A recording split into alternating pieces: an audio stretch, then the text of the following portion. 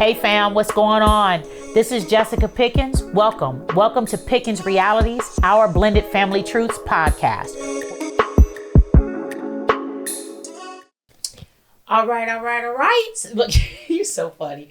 Okay, y'all. Good morning, good afternoon, good evening. Good night. Whatever time of the day that you might be watching. Welcome to Pickens Realities and Blended Family Truths episode. I'm gonna quit trying to remember what episode. This is 8. 8 or not? No, 9, 10, 9. What are you flashing? Count 9, y'all. Episode 9. Welcome to episode 9, and we are excited today as we have a guest. Woohoo! One of my dear sorors and friends, Miss Felicia Houston. Yay! And she is going to introduce herself in just a moment. As today, y'all, we gonna get a little spicy on a topic about being Black and blended. So, Miss Felicia, I want you to tell the people, and for the record, well, I guess I'm going to let you introduce yourself, but my dear soror and phenomenal professional is a licensed clinical professional counselor and part of a blended family. So I'm going to let Felicia introduce herself before I kind of lay the background for where we want to start off coming today. And y'all know how we do. This is going to be organic, real talk on who we are and what's going on in blended family truths and in blended family world from different perspectives. Go ahead, Miss Felicia. Welcome again. Thank you. So I'm Felicia Houston. I grew up in a blended family, and now my husband and I are a blended family. Mm-hmm. And so I never thought about it growing up that we were a blended family, but that's what we were. And of course, we're Black. Yes. Little apparent. Right. But it's different. And it's different now being in the family now, raising my own family, as opposed to when I was raised in a blended family. Because I didn't realize that we were blended until that became like a cool term, because you were just family. We're just a family. Yeah. It wasn't just blended. family. It was just family. Mm-hmm. So, yeah. But yeah, so I'm glad to be here with you all to have this conversation, because I think it's a much needed conversation, because more families are blended than not. Oh my Yeah. goodness, we're gonna talk about that. But before we even and just for our audience and for us, just let everybody know like what you do, because I want them to understand. Because I'm always, y'all know, and everything I say, I be like, get help, licensed professional help. Professional, not your girlfriend them, not your baby cousin. them, not your cousin, Not your Barbara. And that's all good. That's all good for a little bit, but real help comes. You need to have real licensed professional people, and so I just want you to share what I know. You do like 4 million things, lady, because I thought I was busy until I met you, and I was like, ooh, I found somebody that got me one up. Please. So professionally, like you said, I'm a licensed clinical professional counselor.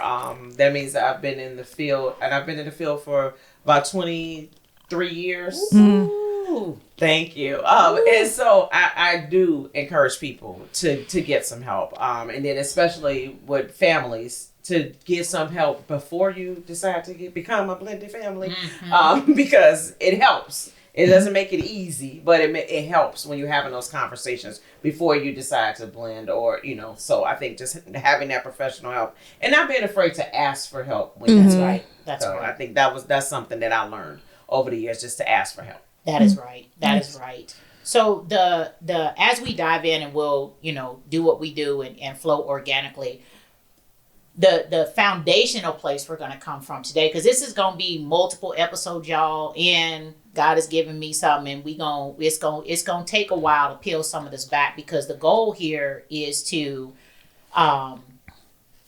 same way we are the whole purpose of this podcast is to share what's going on and to be a support community and provide some guidelines for people out there that don't have any, because really let me go back to what one comment you made. The research right now, when I'm looking up data and statistics, y'all, 40% of marriages with kids are blended family scenarios. I'm going to say that again, 40%. So households where people are married and there are kids involved, statistics right now, when I was looking up, okay, where are we? Because I know everywhere I look, most everybody we know has some semblance of a blended family. And to peel it back, if you're just coming in, blended family meaning you have, the husband and wife, two people together, either one or both are coming to the marriage with children that are from an external previous relationship or scenario. Okay. And so you're blending together different existing families to create your new encore family, and we use the term here. A lot of people go, the familiar traditional term is step families. For us, we say bonus mom, bonus dad when describing stuff, but we don't even use that. Like you said, we just mom, dad, different strokes for different folks. But the point being is that the whole point of conversation is being part of a blended family is different. Navigating life, navigating family all by itself. You go through premarital counseling. You talk about things that are, the point is to try to prepare you for combining your life with somebody else. And when it's just one man, one woman, coming together, or people, that, and you're doing premarital counseling and you got, let's talk about money. Let's talk about this. Let's talk about how do we conflict resolution. Let's talk about family. Let's talk about, is your family crazy? Is my family crazy? When you Jesus try to do that for a blended family, you have layers upon layers upon layers upon layers, right? Yes. And so that's the whole premise of having these conversations. Today, what we're doing is starting from this place of saying,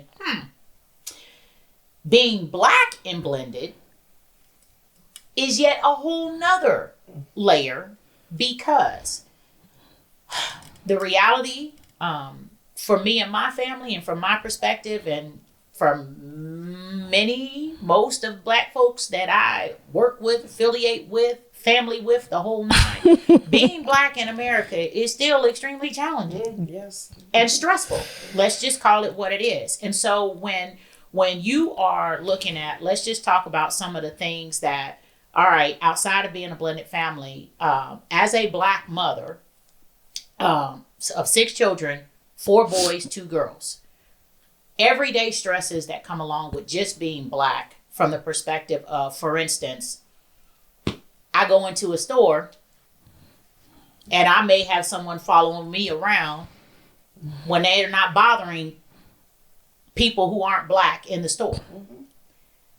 My husband, and this one is so that's happened to me as a kid, as far as going into the store and all of that, and you just get profiled being Black, because some people, not everybody, but assume that you're going to steal or do whatever, simply because they have whatever, perception of Black people. My husband, coming home from work downtown on the train, he's in a suit with a, attaché, with his crossbody, his man bag. Right? What are you talking about? Right? His man bag, right? Suited and booted. He will have white people looking over their shoulder, crossing to the other side of the street, as if they're scared or like he's going to do something, right? We've had my children, and particularly my sons, get a phone call. Mom, I'm getting pulled over. I don't know what's going on. And my heart feels like it's going to explode, because I am so nervous and horrified about the reality of, is my Black son going to be safe getting pulled over by the police, right? So these are regular, all day things that we're not even going. I'll take it one more step further. You talk about systemic stuff that Black people, we are still having to navigate and work to improve as a result of systemic racism in this country, the residue, the things that are still left, starting from what redlining was, and the fact that we still do not have equitable access to. What is redlining? Enlighten me. Redlining. So back in the day when Black people couldn't buy houses, and areas were redlined where this is for white people only. Y'all can't live over here. So And that's just like redlining being, and I don't know all the in-depth stuff, but where, Black people, you couldn't get access to loans and whatnot to be able to afford to buy a house. So that's still and so a thing, like, because you remember that article that we read, yes, where the basically the Black family was trying to sell their home, yes, and they had all of their pictures and stuff up, and then they had to take them down. But then there's another article that I read about white men getting out of college with like $80,000 in debt can still qualify for like a $500,000 first time home buyer's loan, and Black people, they be like, you got $10,000 worth of debt, you're done. So real talk, right? And so here's the underlying stresses of navigating life as a Black person in the society we live in right now, right? And so you take that, and now you layer on all of the unique, complex challenges of being in a blended family. Yes. And you're navigating both all day, every day. And trying to stay sane and saved. Yes. But for us, like trying not to lose your marbles, trying not to blow up on people, trying not to, go off on your husband or your kids because, or for instance, Ty coming home and trying not to be frustrated and turn into Jack because he's had to deal with another. That man be over with when he hit the door. I don't want to see him, right? And so, I wanted to, and again, this is going to take multiple conversations to peel this onion all the way back. But coming from a place of you focus heavily professionally on working with people and teaching them how to take care of themselves from a mental health perspective. How do you navigate and manage the stresses and pressures of life in a way that keeps you as healthy as you can be, and to just figure out how can you woosah, how do you recognize triggers, and that's part of what licensed counselors do. So I know that was a whole lot for an intro, but I'm trying to. So let's just start. Congratulations. Let's start with you. And so first, let's start with you and say, how do you navigate yourself? Yes. Who are you? What do you mean? We missed that. We just dove in. Hi, I'm the elite. This is the host. I'm the co-host. Welcome. Oh, well, yeah. Going back to the question. Yeah. Okay. Sorry. Yeah, we did. Yeah. Okay. If they don't know, they just read the thing at the bottom. It's y'all gonna catch it today. Calvin, like, y'all still don't need the introduction, right? Like, okay, I know Calvin's still working. It's over with. It's never gonna happen. It's never gonna happen. At least y'all know it's real as raw. Ain't nothing scripted in this piece. Ain't no teleprompters hiding, none of that. So while that was a lot of information, and I apologize trying to set, because there's so, like, this topic is just vast. When it came to me, you know what I mean? And I'm like, well, God dog, that explained, like when you're trying to peel back different things on, like, why am I so frustrated all the time? And you start doing that assessment. I'm gonna throw a loose curveball and say, so start with talking about you and your family, and then take it where you want to take it, because the end goal is, how do we peel some of this back, one, so people don't feel like it's just them or they nuts, right? Mm-hmm. And then we want to wind up, keep talking through as far as what are some tips and tools and resources that people can use to do better and to be healthier, if that makes sense. So talk to me about how does Felicia, the therapist, right? The licensed clinical, not Felicia the person, right? Felicia the therapist. Felicia the therapist. How do you navigate being Black and being blended? Let's start there, and then we'll just. So that's a lot, but it is what it is. Mm-hmm. I think for me, what keeps me rooted and grounded is self-awareness. So that means that I have to be honest with myself. There are some days when I'm like, okay, today is good. And then there's other days I'm like, today's not good, y'all. Ooh, and tomorrow's not looking good either. Yeah. So back off. And my mama need a break. Leave mama alone. But when my kids are older now. My daughter is 15. My son is 17. But when they were younger, and then my bonus child was in the home too, I would literally pull into the driveway and sit in my car for about 15 minutes. So I can woosah before, and this is what I said, before I go into the war zone.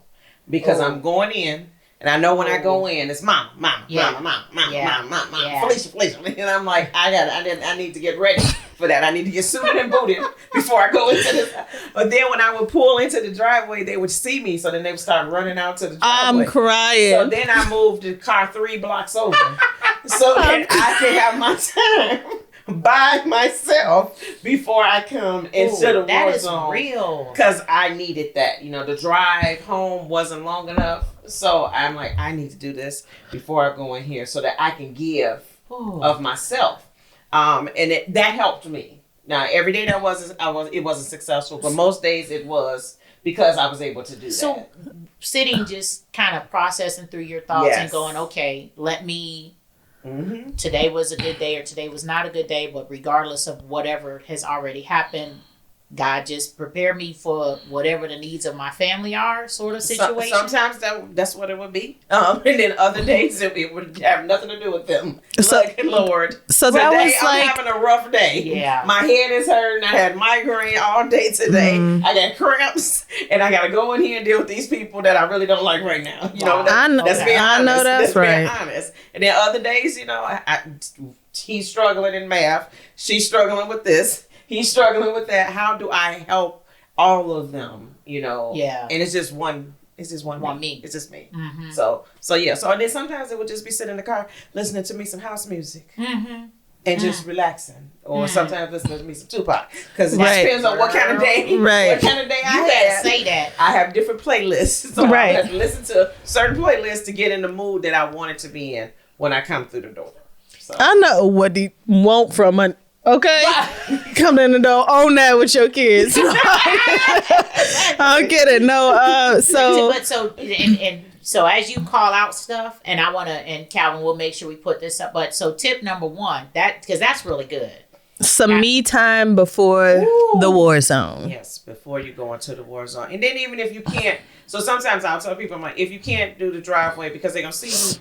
If you could go into the garage and just have your time in the garage, but they're gonna hear the garage coming up, so they will. They'll hear that. So I just find I was gonna say find the safe space. Safe space. Yeah. Yes. Some people have said their safe space has been going to Culver's and having them a molt. And they just have their molt. It be like that. I wouldn't suggest that every day, but some days you maybe go you pay can for do that. that. Well, that's fair. Whatever that safe space is for you, you have to find what that is for you. What you just said just aligned with my first question that I had for you. But I want to make it like a lighter situation, because, being Black in America is very heavy. Yes. And Black people make light out of most situations because we have no choice but to. But in my brain, as we started this topic, I've been over here laughing, because being Black also means to me making everything funny, right? So there's so many memes on the internet that was just going through my brain. Then when you're saying your me time in the car, the immediate thought that went to my brain is what's his name with the cigarettes, and he's just sitting there like, Jesus. Right? So what was one of those days you had that the gift just kept on giving, and you had to come home and the gift just kept on giving? How did you manage that? What was your most memorable day that you had that you was just like, oh, child, there's so many. Yeah, I was like, I'm like, which one? Just choose one. Yeah. So I think it's the one. Well, one time when you just my daughter is usually the one that keeps everything together. So I don't get calls from school or anything about her. But one day I remember getting a call about my daughter, getting a call about my son, and then Then my husband called. Something was going on with him. And then my bonus child, something was going on with him. And I was like, what? It's 4 fires at once. And how do we put all 4 of the fires out without getting burned? So it's like, and you can't, and all of them were serious things. It wasn't light things. It was serious things. And it's like, okay, God, I need you to help me with this situation. But then I think when I was a new parent, I used to really be hard on myself. But as I matured, I just realized that I can't solve everything. No. And it's okay. Amen. If we're not okay, it's okay.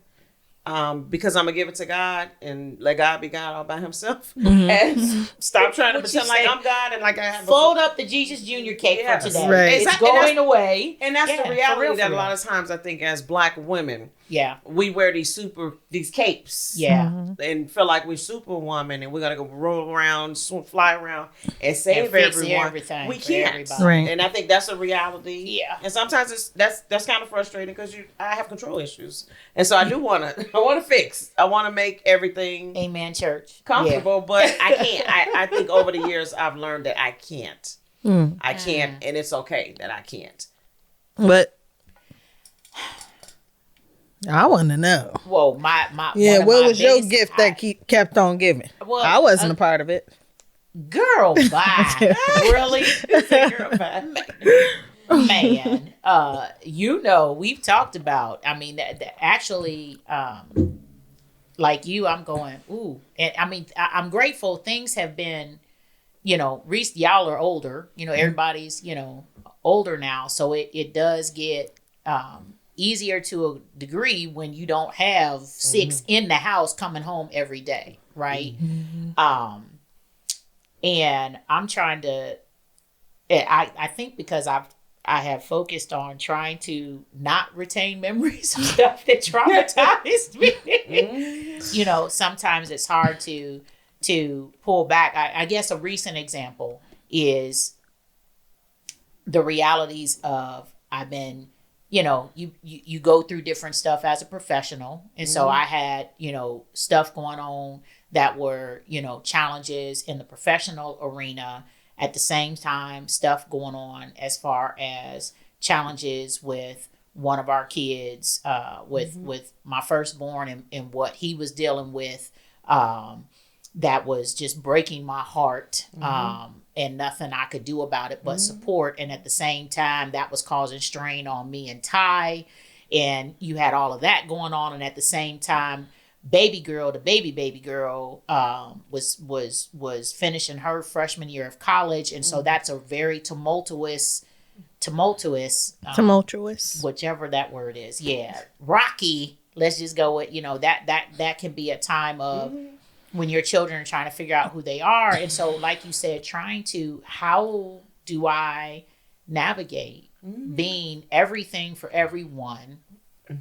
While still navigating the complexities and realities of I'm hanging on by a thread. Yes. And I don't feel like I have anything to give, but inside of me, I feel like I don't have a choice. That I gotta find it from somewhere and get it from somewhere because I feel obligated. Like you said, it's hard for me to fold up that cape. It's hard for me to go, I'm sorry, but I got nothing for you today. And so when trying to navigate managing being a Black female previously in my government relations realm, and even in corporate, it's still a white male dominated space. And you're navigating, fighting to prove who you are as a person. When I got the same or more accolades or degrees and or experience, and I gotta still come with 10 times gain to just be considered equal. Yes. So fighting in a professional realm, going to the store and making sure you're not being followed, simply because, and I ain't even dark, you know what I'm saying? Like, it's like, but you still, people, and then you come home and you're navigating all of that. Yeah. My problem has been, I have not done well, figuring out a resolve as simple as what you first just gave. How do I pause? How do I put a pause in between? All right, let me delineate zones. Professional war zone and from home and war zone being just understanding the reality of the dynamics of family, y'all. Exactly. So we're not saying everybody's in war with their family. Right. That's not what we're saying. Y'all be tripping sometimes. That ain't what this is meant to be. It's understanding, particularly from a spiritual perspective. It is spiritual war every day to fight for your family. Exactly. And be who you're being called to be. And so that one particular day, so to answer the question from give an example of what was going on and how you navigated it. And that was just a few months ago, earlier this summer. And I didn't, that day when processing what was going on with Jalen and navigating, just some challenges in a professional realm, and then navigating how Ty and I are doing in the midst of that, and then navigating feeling like my other kids weren't there for me the way that I'm there for them while navigating the stuff with their brother. That was the day, the gift that just kept on giving. Well, that's the most recent one that when you're saying, bring one to recollection. Yeah. I actually, now that I think about it, I did what you're saying, but not as intentional as let me pause and just have some time to pull it together. And so I received that very much so, but I had to wind up talking through with Ty. I had to wind up, so first talk to God, and then, actually, no, I didn't talk to him about it for a couple of days because I needed to make sure I wasn't emotional, right? So I think processing and knowing yourself, so like you have an intervention for yourself, which I'm now going to use. Y'all better use it. But we go in a minute. You know what? Get your pen and notebook out. That's right. Go ahead and start writing some notes. For real. But being able to pause and like you said, being more mature and going, all right, I've hit my limit. And being honest just being honest with yourself. And I think like some days, I would be in the car, maybe I would be laughing, but then some days I'll be in the car crying because I'm like, is this too much? Now, nobody should have to deal with all of this. And that's just reality that I can't deal with all of this. This is too stressful, that I'm going through all of this, and then how do I not let them, how does this not affect them when I go into the house? Because if I go into the house crying, everybody's like, what's wrong? What's going on? Right. So he's like, okay, girl, go ahead and cry. Get it out your system, and then pull yourself together and go on in the house. Do we need to pause for a minute? Okay. All right. So I think it's just different. And then like when you talked about pausing, when we talk about self-care, that is like the definition that I love for self-care. So talk about that. Stay right there for a minute. So my definition of self-care is giving myself permission to pause. And so when I'm in doing that, that's what I'm doing. Allowing myself to pause and take care of me. Because if I'm not taking care of me, if I'm not taking care of me as a mother, as a wife, as a daughter, I can't pour into other people. And I think from a biblical standpoint, we know you can't pour from an empty vessel. So if I'm empty, depleted, I have nothing else to give, I can't give you anything else. And something that I use when I do a lot of my presentations, I'm like, think about if you had to have heart surgery. And if you had to have heart surgery, do you want the surgeon that has not been sleeping, hasn't been eating? You better teach. Have a relational problem. I don't want that person doing surgery on me. I'm just saying, that's just me. And so I think for us as individuals, we have to think the same way. Like we want to give them 100%, but there are times when we can't. And you got to pause. And when you pause, it allows you to re-energize, recharge. Like we have our phones, our phones need to recharge. We have batteries we need to recharge so that we can continue to pour into other people. But a lot of times what I see with women is we just keep going. Until you pass out. Until we just So pass what out. happens when you're in a space? Because oftentimes, I feel like oftentimes in the Black community, when someone chooses themselves, it's the trauma brain kicks in, and it's you're being selfish, you're giving up on me, you're not, so how do you create those healthy boundaries, especially like in a blended family? Because as a mom, it's already a lot. As a Black working mom, it's 10 times more. And as a Black working mom, I got to take care of your kids and your significant other kids and still be a good wife and still have food for people. Because at the end of the day, y'all fending for yourselves Monday through Friday. But how do you create those boundaries to allow people to, or not allow people, how do you create those boundaries to allow yourself to have that time and also not feel guilty about having that time? So I think, first of all, you have to create the boundaries, but then you have to keep the boundaries. And so, and I'll give you an example. So creating those boundaries. So my kids knew growing up that if they came to my room and I had the red scarf on the door, that means leave me alone. Mm. So they're not coming in the room because mama has that red thing up. And so stop. So that's the stop. Mama needs a break, and I'm not going to keep it up there all day, but mama needs a break right now. And so I think you teach people how to treat you. And so when I'm having those boundaries, or I'm able to tell you, no, he can't stay over here for the weekend because he's supposed to be over there for the weekend.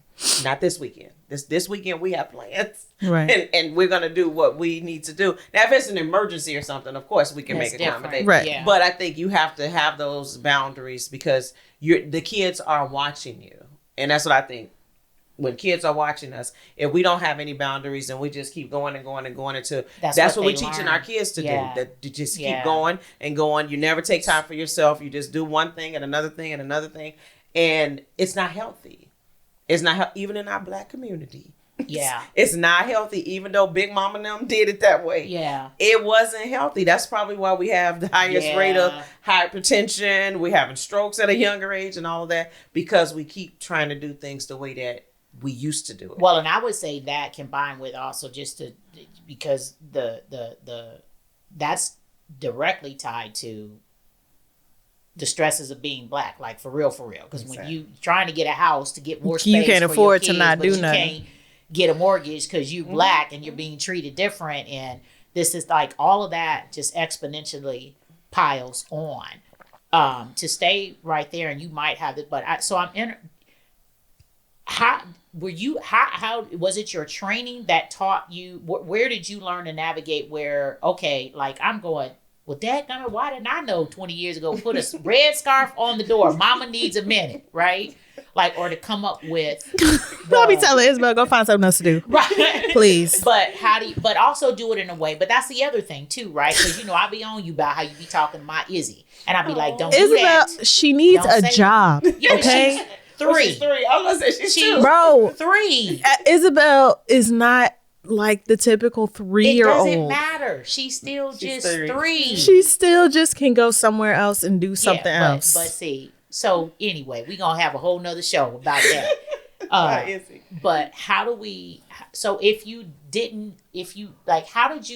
you taught that, or did you develop that through your professional skills? And then that's part A. Mm-hmm. And then part B is, talk to me and all the other families out there, because if you're in it, and again, sometimes it's harder to retrain your brain as an adult, but if you haven't had a system and a process for, and we've talked about how do you start identifying areas where you need to make some adjustments to set healthy boundaries to get things on track. So I would say I learned some stuff in my training. But I also went to school in spaces with people that didn't look like me. Mm. So I was Black in white spaces. Mm-hmm. And so I would pay attention to how they did things, So I was like, oh, everybody don't do things the way that we do things, huh? Oh, welcome to another episode of I'm Black and I'm Proud. Right. So I was like, oh, they don't do things the way that we do. And then I remember this one job I had in a very affluent area, not too far from here. Okay. A very affluent area. Okay. And I would just go to this like little shop, and the moms would be there, and I would just listen to their conversation. And they didn't work. And I was like, what does that feel like? To not work. Right. What does that feel like? Jesus. Like, what does that feel like? And only Right. one is paid. Right. And they would be, and I'm like looking at their homes. I'm like, these homes are amazing. And they would be in there talking about like, oh, when I leave here, I'm going to yoga. And then when I get through with yoga, I'm going to do reflexology. And when I get through with reflexology, I'm going to pick up my dry cleaning. And then and I was just sitting there like, do black people live like this? Can black people do this too? I would start trying some of the things that I would hear them talking about. Mm-hmm. So I'm like, okay, let me try this to see if it works. And sometimes it worked. And sometimes it didn't. I was like, no, that was for the white people. That was not for the black people. Right. My little black kids, my black family was like, no, ma'am. We are not eating that. Absolutely not. So I think I just paid attention to, even in high school. When I was in high school, I went to a predominantly white school. And just watching them and seeing, like, what can I learn? What are some things that I could try? And if it worked, it worked. If it didn't. But I would say for people, how do you know that you need to establish some boundaries if you're always depleted? You're always depleted. Right. You're always That's overwhelmed. the one. You're angry. Somebody says hi to you. You're like, what? Hi for what? What do you mean? What? Right. Hi. Good morning. It's not good about this morning. Wish I could be. Wish I could be good, but it's not good. Right. So it's like paying attention to you and how things are affecting you. That's good. Your mood, is your mood not normal? It's not your regular mood. And then listening to the people around you will tell you. They're like, oh, you're all right. Right. Even the kids will be like, Mama, you're all right. You look off today. Like yourself, Mama. You're kind of off. Why you being so mean? Right. So paying attention to those things will tell you that, okay, maybe I need to make some changes. Mm-hmm. If my kids are saying I'm yelling and screaming all the time, they're not making that up. Correct. I must be yelling and screaming more than usual. So I think just paying attention. And then having moms that didn't look like me around me helped. And as I'm a Christian, so I would have Christian moms around me that didn't look like me, and they'd be like, Felice, Mom, what's going on? Felice, what's going on? Yeah. You seem a little off. Is everything okay? And I'd be like, no, it's not. It's not. And they'd be like, have you considered this? Have you tried this? And being open. So community. Being willing to create and find a diverse community. Yes. To be able to gain knowledge in areas that you hadn't particularly been aware of or exposed to before. And I think it helps to have a support system. Oh, so absolutely. I remember when I first became a mom, I joined this group on Facebook, and it's called the Chicagoland Mom Squad. Mm-hmm. And that was a great resource because we got together as moms. We did stuff together. We shared resources in that Facebook group, but then we went out and did things, and everybody knows everybody's kids and everything. So it was a good support system. So I would say having you a good network of moms, and like you said, a diverse group, because you don't want a whole bunch of moms that are just like you. That's true. Because you need different perspectives. But it gives you different perspectives. And then sometimes I just call my mom, right? Mama, Mama, your grandkids need to see you. Right, right. And she's like, bring my grandbaby. I'm like, okay, get in the car. Hurry up. We going. I be in Gigi save mode quite often. Yeah, and they call my mom, yeah. So I'm like, that's cute. Yeah, needs to see y'all. Come on. You gotta go. So so just knowing what your limits are, and listening to your body, because I would say that your body tells you everything you need to when know. when it's tired, not tired, tagged. Yeah, clock it. Yes. Mm-hmm. Okay, so there's already so much trauma ingrained into the livelihoods of Black families. Mm-hmm. So what's one that you think is the most prevalent now for blended families, like Black blended families, and what's your best piece of advice? So I think that whole what goes on in this house. Girl, we on the same page, because I was like, ooh, I think I know what I would say. That whole thing. Come on, and I just did a trauma training yesterday, and when I brought that up, I said, how many of you all grew up in a household like that? And several people raised their hand. And I said, how's that been working for you? How's that working? Hasn't been working. And so one girl was like, it's working fine for me. And I said, oh, okay. Well, most people, that's not working fine. So I think not having conversations about real stuff that's happening in your household is really detrimental to our families. So like an instance for like my bonus son, I remember when his dad and I were getting married. I remember my husband was like, well, he needs to just accept it and this, and I said, no. He's 10. Like he's not just gonna accept. So I remember going into his room and saying, hey, do you have a moment? Can we talk? Mm-hmm. And I asked him like, okay, so you know your dad and I are getting married, right? And he's like, right. It's like, so talk to me. What are you thinking? How do you feel? What are you feeling? What are your thoughts? And he was real he was like, so what do I call you? I'm like, Felicia.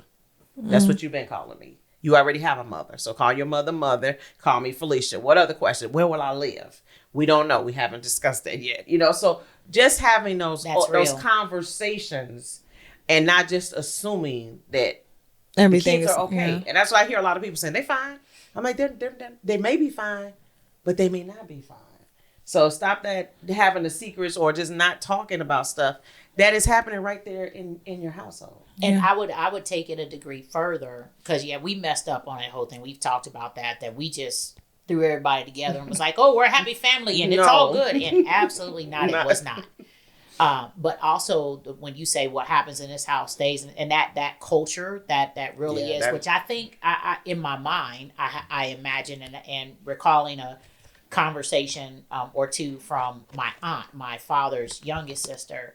I have to imagine that it started when it started as a method of protection in a sense when you have, you know what I'm saying, but not only as far as what you're dealing with as a blended family, but then also because I literally like in current present time, you know, I have a couple young ladies that I mentor and whatnot, and one of them saying to me, you know, because when I was like, no, you need to get some counseling, and it was, well, my family has always said, we don't do that. You know, Black people don't do that. We don't do what? Because we show talk. So now everybody, you got an issue with, you know, but because you've been trained and ingrained that what happens, you know, in this house stays in this house. And there's so many layers to that, from craziness going on in families with mental, physical, sexual abuse and then you're trained that you don't, you know, that it's not okay to discuss or talk about, to your own personal traumas, to stuff that might have happened outside the house to you that you may be scared to say something about, to the fact of what's going on with your blended family, like you said, and not being honest and realistic. You know good and well this kid been mean mugging you for 5 days. 5. Yes. And ain't got nothing but a and I've been mean mugging them back. Right. So let's call a thing a thing. I'm like, he looking at me and I'm looking at him. Right. That's me. Because what you want. But when we get to categorizing and prioritizing, like, I ain't got the energy for that today. You don't want this smoke. Like today, my G, I will square up with you. Man, like, no, we got to deal with the check place first. We got to deal with the housing place second. Right. So we gonna get to you in 3-4 days, bro. Not today though. Because if I get my hands on you right now, you know what I'm saying. So we don't condone parental abuse towards children. Not at all. But they can get, you know what I'm saying? No, get it. So with that being said, so same page with one of the current. So then how can we help families stop that? So I think that we like stop it. Stop it. I think we help families stop that by educating families about trauma, on what it is not, what it looks like. Yes, ma'am. And I think a lot of times we've kind of normalized, you know, that our trauma, like, this is just normal. Everybody has not been through that. Every family doesn't do things the way that your family does things. Like, I've heard people say, you know, we just yell all the time. That's just how we do it. Everybody yell all the time. I'm like, no. Everybody doesn't. I know some people like that. But it's not. It's like and people start to think that that's normal. Yeah. And it's like, or their abnormal becomes, they make that normal. Correct. And it's like, so I think the only way to help is to challenge it. You know, well, have you considered not yelling? Like, let's try not yelling. Right. Let's try to just talk like Right. without Regular. yelling and see Or if people even can hear you. Just put your, if you gotta go with your quiet voice. Like for me, Some people- I'm just naturally loud, and so like my husband, Ty, always be like, girl, he'd be like, Bring it down. like inside voice, please. And I He be gripping her agitated, kneecap like, he does. hard, boy. Grabbing my leg, and I don't do it on purpose, right? But you're right. But I know that he loves me and cares because he's gonna look. I love you, and because I'd be like, but God made me this way. I'm That's not my trying daughter. to. That's my daughter. She's like, I'm just naturally loud. I'm like, I need you to naturally bring it down. Like naturally bring it down because it's a bit much. So keep going with pick up with on. Let's talk about one. Being okay with if you sent something off with someone you care about, and you go, and let's just use the simple, clean, easy example of You want me to say it? No, I'm kidding. my husband having to tell me all the time, "Hey, you loud," right? Which gets frustrating because I don't do it on purpose. But you don't recognize if he never says nothing. I just keep talking loud and crazy, and people looking at you like, "What's wrong with her?" Like Being why is she out over there 37, shouting? hearing her Right? whole conversation. Exactly. When you're going, and until he goes, "No, babe," like you're like loud, not just like no, you're loud. Like stop it, like, and I'll be like, okay. But then he goes, I'm not trying to hurt your feelings. Right. I'm not, I don't want you I don't want you out there. And Right. number one, you getting on my nerves. It means you getting on everybody else's nerves, right? But so talk to us about how, one, if you need to be the person that needs to address an uncomfortable issue. And number two, if you're the person on the receiving end, how can we do safe educating maybe? Or how do we educate? Because you got to educate people you love, which I don't know. Sometimes it's easier, sometimes maybe not, than addressing something with someone that you're not family with or not as close with. But I feel like I'm go sorry. ahead. Okay. I feel like, in my personal opinion, that's something that's like a across the board situation. I feel like if you for example, like boundaries, right? So with your family or with people like outside, like me, I don't like to be touched. If we having a conversation, you don't have to touch me. We can have a conversation. You don't have to touch me. And how I feel about my family, it's all across the board. If we friends, you don't back up. It's not that deep, bro. We can have a conversation. So I feel like it's when you're teaching people, it's like she said, having a boundary and sticking to it and keeping those boundaries all across the board. And I feel like if you slack with certain people, you're more bound to slack with everyone else as far as maintaining and keeping certain things, with teaching people like, no, don't talk to me like that. Like, I'm not raising my voice at you. Don't raise your voice at me. You know what I'm saying? I do. And I'm going to add one thing to that, and then I want your input too, but the thing that you've got to recognize, let's stick with that example.